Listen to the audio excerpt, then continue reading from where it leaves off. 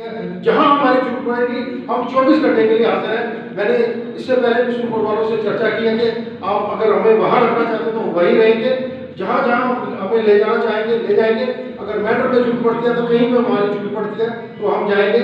हमारे बीच में हमारे बालाकोट मंडल के अध्यक्ष भी आ चुके हैं, जो हमारी कैंडिडेट है, हमारी बहन वो भी आ चुकी है, क्योंकि इन्होंने जिनके साथ आना था वो इनको छोड़कर कहीं और चले गए, ये बेचारे अपनी गाड़ी करके स्पेशल गाड़ी करके आए। इसलिए मेरा सबसे ये अनुरोध रहेगा कि हमारे जो प्रभारी है वीरेंद्र जी सिंह जी यहाँ आकर बैठेंगे। ऐसा इनको ना लगे कि आज हमने सब अशोक जी के सामने बड़ी बड़ी बातें की हैं, जब ये आए तो हम उनको मिले ही ना। इसलिए मेरा आप सबसे ये अनुरोध रहेगा कि हम सब जितने लोग हैं आज से ही अपने काम पर जुट जाए, अपनी जिम्मेवारी समझें। ये जो चुनाव है ये हमारे लिए बड़ा ऐसा चुनाव है जो आने वाले डेवलपमेंट और तरक्की का चुनाव है। इसलिए हम सबको मिलजुल कर लड़ना चाहिए और सबको आज से इस काम में लग जाना चाहिए। जो थोड़ी बहुत और साइड पर लगाओ, पूछ पता करते कहाँ पहुंच गए, तो साइड पर लगा कि पता कहाँ पहुंच गए, नीचे उतरे तो वो जिस ढाबे पर उन्होंने खाना खाया वही ढाबे वाला उसने कहा कि आप लोगों ने तो हमारी हराम कर दिया, आपने इतना धुआं कर दिया, हमने आप खराब हो गए, तो क्या हो गया, हम तो जा रहे हैं। और जब ही नहीं होता है, गाड़ी चल रही थी टापो टाप।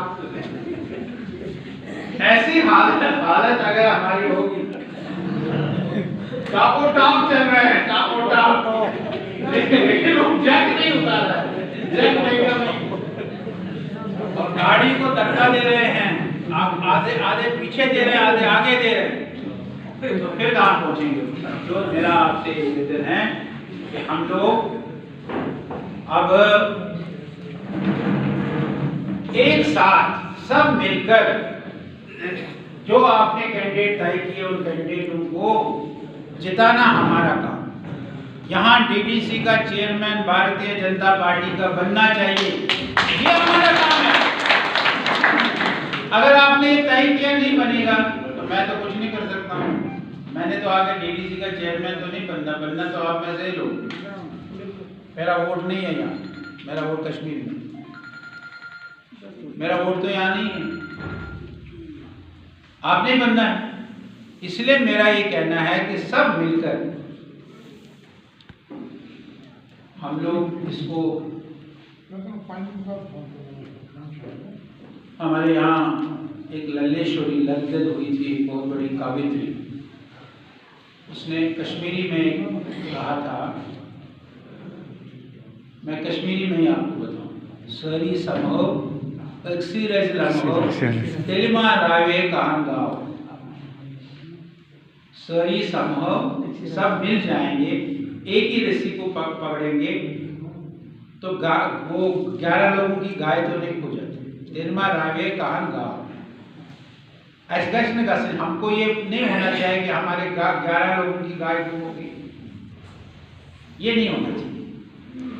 मेरा आपसे निवेदन है, आपसे प्रार्थना है, सब लोगों ने यहाँ रिपोर्टिंग की, सब लोगों ने यहाँ बताया, मैंने आपसे निवेदन किया कि चुनाव लड़ने के लिए ये रणनीति है, चुनाव लड़ने के लिए ये तरीका है, इस तरीके के साथ हम चुनाव लड़े और सब साथ लड़े, तभी जीत सकते हैं, नहीं तो कोई नहीं जिता सकता।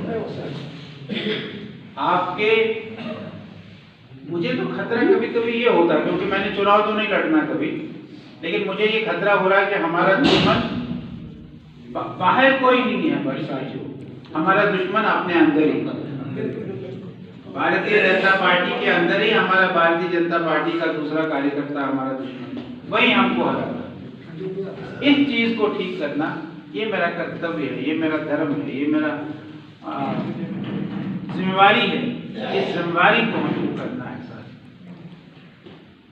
मुझे सितंबर के पहले सप्ताह में कोविड हो गया, मैं श्रीनगर में था, कोविड हो गया तो मैं श्रीनगर हॉस्पिटल में एडमिट हो गया। कोई दर्द नहीं, अभी तो तुम कोविड से उठे हो और अभी तुम कहाँ ले जाओगे, और वो भी हमारे देशी हमारे प्रेमी थे, उसने कहा कि आप ले जाइए, वहां मत एक ही जगह बैठिए, लेकिन वहां चुनाव है, नेगेटिव आ गया, बाहर जब आ गया तो फिर थोड़ा लगता है कि भाई कुछ रेस्ट करना चाहिए। आइसोलेशन में कहाँ मुझे जाने के, मैं आइसोलेशन में श्रीनगर में रहा 15-16 को जम्मू आ गया। जनता पार्टी के ऑर्गेनाइजर अशोक पुंछ थी। आज आप पुंछ के दौर पे इसके हवाले से बताइए कि पुंछ में आपने दौरा किया, इसका क्या मकसद है?